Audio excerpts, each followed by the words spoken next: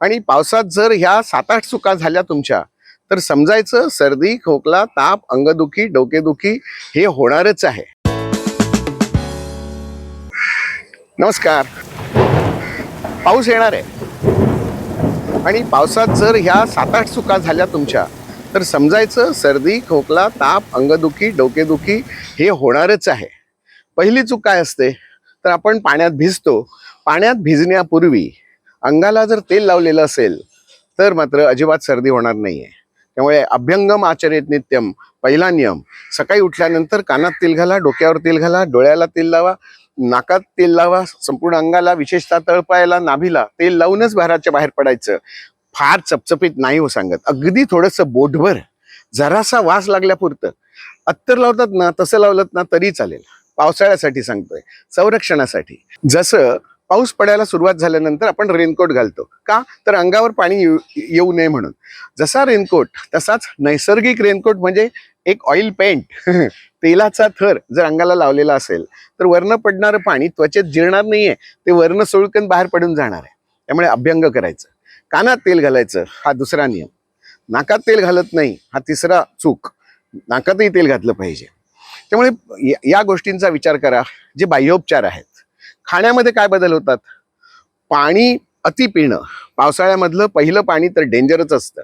पहिल्या पावसाच्या पाण्यात आंघोळ करू नको, परंतु दुसऱ्या पावसाच्या पाण्यात आंघोळ करायला हरकत नाही. अभ्यंग झाल्यानंतर पावसाच्या पाण्यात आंघोळ करायला हरकत नाही. चूक काय होते, आपण पाणी न उकळता पितो. पावसाचं पहिलं पाणी सोडून द्यायचं, शेवटचं पाणी सोडून द्यायचं, मधलं जे पाणी असते ते पाणी उकळून घ्या. उकळणं म्हणजे 40 मिनिटं उकळलं पाहिजे. असं जर पाणी घेतलं तर तुमच्या पाण्यातले दोष सगळे जातात. याला श्रुत शीत असं म्हटलेलं आहे. उकळून गार केलेलं पाणी सुद्धा प्यायला हरकत नाही. पण जे पाणी एकदा गार झालंय ते परत गरम करायचं नाही. आता ही काय भानगड आणखीन. एकदा पाणी तुम्ही गरम केल्यानंतर तसंच थर्मासमध्ये भरून ठेवा, हिटरमध्ये भरून ठेवा, परत थंड व्हायला देऊ नका. ही जर चूक तुम्ही करत असाल तरी सर्दी खोकला होणारच आहे. कानात पाणी जातं आपल्या, आणि हे कानातलं पाणी जर पुसलं नाही व्यवस्थित, कानात काडी घालायला हरकत नाही. उगाच नको त्या ठिकाणी काड्या घालण्यापेक्षा कानामध्ये काडी घालायला हरकत नाही. अगदी कागदाची सुरनळी मोठ्या माणसांनी घालायला हरकत नाही. जॉन्सन बर्ड मात्र ते आत घालू नका, कारण त्याचा जो आतला घट्ट भाग असतो ना, तो कानाच्या पडद्याला भूक पाडू शकतो. कदाचित चुकून सवय असेल त्यांना काहीच हरकत नाही. नाहीतर सरळ अशी कापसाची वात तयार करा आणि ती वात कानातून अशी अशी अशी अशी अशी अशी फिरवा. आहा, ब्रह्मानंदी टाळी लागते काही वेळा. आणि ते कानातलं पाणी असतं ना, सगळं कापसामध्ये शोषलं जातं आणि कान आतून कोरडा होतो. आधी तेल घालायचं हे विसरायचं नाहीये. त्यातून जे कानात पाणी राहील ते काढण्यासाठी सुद्धा आपल्याला करणं शुद्धता करायला पाहिजे. कानातलं पाणी काढून टाकायला पाहिजे. नाक साफ करता येत नाही आपल्याला, नाक साफ केलं पाहिजे. ह्या चुका असतात. असं जर नाक ओढत राहिलात तुम्ही तर जे शरीर बाहेर टाकून देणारे हे सगळे स्त्राव जर आतमध्ये घेतलेत ते अगदी मेंदूपर्यंत पोचतील. अतिशयोक्ती आहे जरा, अगदी डायरेक्ट मेंदूपर्यंत जात नाही. परंतु हे सायनस जे असतात ना, इथे सगळा हा जो काही मळ साठलेला आहे तो सेमी सॉलिड असेल, लिक्विड असेल, पाण्यासारखं असेल, साफ करत राहा. नाक ओढू नका आतमध्ये. त्यानंतर आपण काय करतो, थंड घेतो, आईस्क्रीम पितो, सरबत पितो, ज्यूस पितो. ऑलरेडी बाहेर पाणी सगळं साठलेलं आहे आणि त्याच्यात शरीरामध्ये लिक्विड जर जास्त घेतलं तर निश्चितपणे शरीर ते बाहेर टाकून देणार आहे. आणि त्याचा मार्ग नाक, डोळे, कान आणि उलटी याच्यातनंच बाहेर पडणार आहे. आणि जर नाही पडलं तर ते आतमध्ये साठलं तर मग श्वास घ्यायला त्रास, नाक चोकप होतंय, डोळ्यातनं पाणी येतंय, घसा खवखवल्यासारखा वाटतोय, सायनसमध्ये कफ साठलेला आहे. हे आजार होणारच आहेत. पावसाळ्यामध्ये ह्या चुका टाळायच्या आहेत. घरात रोज सकाळ संध्याकाळ धूप घालायचा. धुमीकरण नावाचा एक प्रकार कोकणामध्ये तर असतो, गोठ्यामध्ये असतो, नंतर ते घरातनं सुद्धा फिरवलं जातं. संध्याकाळी आपण त्याचं छोटं रूप म्हणजे उदबत्ती सगळीकडे दाखवतो. ही उदबत्ती जरा मोठी करावी, बांबू आत नसावा. आणि आपल्याकडची काही औषधं जी आहेत, जी कृमिघ्न सांगितलेली आहेत, जंतुघ्न सांगितलेली आहेत, जसं वेखंड आहे, हळद आहे, त्रिफळा चूर्ण आहे, पिंपळाची पानं आहेत, कडुनिंबाची पानं आहेत, किंवा धूप आहे, हे सगळे पदार्थ, तूप तांदूळ आहेत, हे सगळे पदार्थ हवनीय द्रव्य म्हणून आपण जर त्या सोडण्यावर टाकले, करवंटीवर टाकले, निखाऱ्यावर टाकले, गोवरीवर टाकले, पेटते पाहिजे सगळे हे. आणि मग घरात सगळीकडे फिरवून घ्या. म्हणजे छोटी चिलटं वगैरे जी असतात ना, पावसाळ्यात घरात येतात, ती पण सगळी नाहीशी होऊन जातात. ह्या छोट्या छोट्या चुका जर आपण टाळल्या तर पावसाळ्यात होणारे आजार होणार नाही आहेत. पावसाळ्यामध्ये 2 वेळा आंघोळ करण्याची गरज नाहीये. एकदा आंघोळ केली तरी पुरते. पण रात्री झोपताना पुन्हा एकदा तळपायाला तेल लावून झोपावं, पोटरीला तेल लावून, खालून वरच्या दिशेमध्ये तेल लावा, गुडघ्यांवर असा गोल हात फिरवा.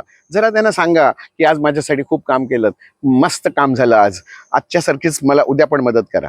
असा एखादा संवाद, सुसंवाद जर आपल्या शरीराशी जर झाला तर या अवयवांना देखील बरं वाटत असतं. पावसाळ्यामध्ये ही आणखीन एक चूक आपण करत असतो. डोक्यावर जेव्हा तुम्ही आंघोळ करणार असाल, स्नान असा आपल्याकडे शब्द वापरतो, जेव्हा स्नान असतं तेव्हा डोक्यावर तेल घालायचं. महिला आठवड्यातनं 1-2-3 वेळा डोक्यावरून आंघोळ करतात. त्यावेळेला हे अगदी लक्षात ठेवा की डोळ्याला काजळ घालायचं, कानात तेल घालायचं, डोक्यावर थोडंसं तेल लावून घ्यायचं, केसांना पण थोडंसं असं तेल चोळून लावायचं. खोबरेल तेल, तेल म्हणजे खोबरेल तेल, एवढं लक्षात ठेवलं तरी चालेल. आणि मग आंघोळ करा. मग या पाण्याचा स्पर्श केसांना, केसांच्या मुळाला किंवा स्काल्प रिजन आपण ज्याला म्हणतो, किंवा अंगाला होणार नाहीये. केसांवर लावलेल्या तेलामुळे वरनं येणारं पाणी सहज निघून जाईल. जेवताना काय चुका करतोय, ताक, दही, दूध यासारखे पदार्थ जरा कमी घ्यायचे. त्याऐवजी सूप घेतलं तरी चालेल, गरम गरम पाणी चालेल, तुळशीची पानं चावून खाल्ली तरी चालतील. पेज, गरम गरम पेज, त्याच्यात थोडंसं तूप घालायचं, थोडंसं मेथकूट घालायचं, सैंधव घालायचं आणि गरम गरम पेज प्यायची. ही सुद्धा पेज भूक वाढवायला मदत करणारी असते. भुकेपेक्षा जास्ती अजिबात जेवू नका. जे घ्यायचंय ते गरम गरम. तळलेले पदार्थ चालतात, कुरकुरीत पदार्थ चालतात, पण ते घरात केलेले, बाहेरनं आणून काहीही चालणार नाही. बाहेर जेवढं इन्फेक्शन, जेवढा जंतू संसर्ग जास्ती आहे, तो सगळा आपण आपल्या घरात आणत नाही का? शिळे पदार्थ खाऊ नका. आणखीन एक नियम, रात्रीचं सकाळी जेव्हा आपण अन्न खात असतो त्याला पर्युषित असा शब्द वापरलेला आहे. मग आम्ही फ्रीजरमध्ये ठेवतो, तिथे काही जंतू जात नाहीत. जंतू जरी गेले नाही तरी त्या अन्नाचा दर्जा हे कमी होतो, हे 100% विज्ञानाने पण सांगितलेलं आहे. मग ते शिळं कशाला खा, आणि मग ते उरतंय म्हणून खाऊन टाकायचंय म्हणजे पोटाची पुन्हा कचराकोंडी करतोय. पोट हे कचराकोंडी नाही, हे यज्ञकुंड आहे. त्याच्यामध्ये जी आहुती टाकायची ही सगळी उत्तमोत्तम पदार्थ, सगळे सात्विक पदार्थच आत घालायचे. जेव्हा तुम्हाला कंटाळा येतो तेव्हा थांबा. हा आणखीन एक नियम. अजीर्ण होऊ देत नको. पहिलं खाल्लेलं पचू देत, त्याचा रिफ्लेक्स येऊ देत. आता तू दुसरी पोळी घे. आवडतीये मला वाटण्याची आमटी म्हणून मी आणखीन एक चपाती त्याच्यातनं खायची, असं करू नका. एखाद्या दिवशीचं जेवण स्किप केलं तरी चालेल. जेवणावर परत जेवतोय, खाल्लेल्यावर आणखीन खातोय, विरुद्धांनांचा वापर करतोय, यामुळे पावसाळ्यातले आजार वाढतात. आंघोळ केल्यानंतर डोकं ओलं ठेवायची काही जणांना सवय असते. तसंच ओल्या डोक्याने फिरतात, पंख्याखाली पण जातात, मग सर्दी डोक्यात येणारच आहे. अहो, ते मेहंदी लावली तर ते नखातनं सुद्धा आत जाते, मग वरचं पाणी त्वचेतनं आत शोषलं जाणार नाही? जातं. पायामध्ये समजा जर आपण चप्पल न घालता पाण्यात पाय बोडून ठेवले तर पाणी सुद्धा त्वचेतनं शोषलं जातंय, पायाच्या जाड चामडीतनं सुद्धा. केसातनं जातंय, कानातनं जातंय, डोळ्यातनं जातंय. शरीरामध्ये जशी बहिर्मार्ग आहेत तसे अंतर्मार्ग हा मोठा त्वचा आहे, तिथलं पाणी सगळं कोरडं करून घ्या.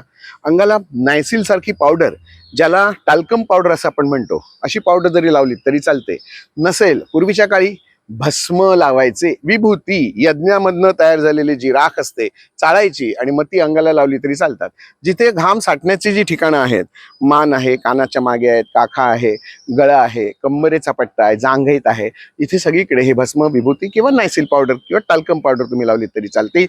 एवढं सगळं जर केलं तर पावसाळ्यातले होणारे आजार अजिबात होणार नाही आहेत. पायांच्या मध्ये चिखल्या होणं, पाणी साठल्यामुळे, तिथे सुद्धा या पावडरचा वापर केला तरी चालतो. तेल लावा किंवा तूप लावलं तरी चालेल. शतधौत घृत नावाचं एक तूप बाजारात विकत मिळतं, कुठच्याही कंपनीचं आणलं तरी चालेल. आणि हे जर असं आपण संपूर्ण, जसं आपण फ्रेश क्रीम लावतो त्या पद्धतीमध्ये चेहऱ्याला सुद्धा असं हलकं तूप किंवा तेलाचा एक थर दिलात रात्री झोपताना तरीही चालण्यासारखं आहे. हा पावसाळा सगळ्यांना सुखाचा जावो अशीच परमेश्वराकडे प्रार्थना. धन्यवाद. ही जी भांडी असतात, ही भांडी अत्यंत महत्त्वाची असतात. इतकं सुंदर हे काशापासून तयार केलेलं ही वाटी आहे. ह्याचं वजन पण खूप जास्ती आहे. हे जे ताट आहे, हे ताट सुद्धा काशापासून तयार केलेलं आहे. हे वेगवेगळे धातू आपल्या परंपरेमध्ये होते. आणि अशी ताटं जर पाहिजे असतील तर खाली डिस्क्रिप्शन बॉक्समध्ये आमचा नंबर दिलेला आहे. तुम्हाला अशा ताटांची मागणी जर तुम्ही व्हॉट्सअपवरनं जरी केलीत तर या ताटांची सगळी मोजमापं किंवा त्यांचं वजन, पाठवण्याचा खर्च सगळं तुम्हाला घरपोच मिळेल.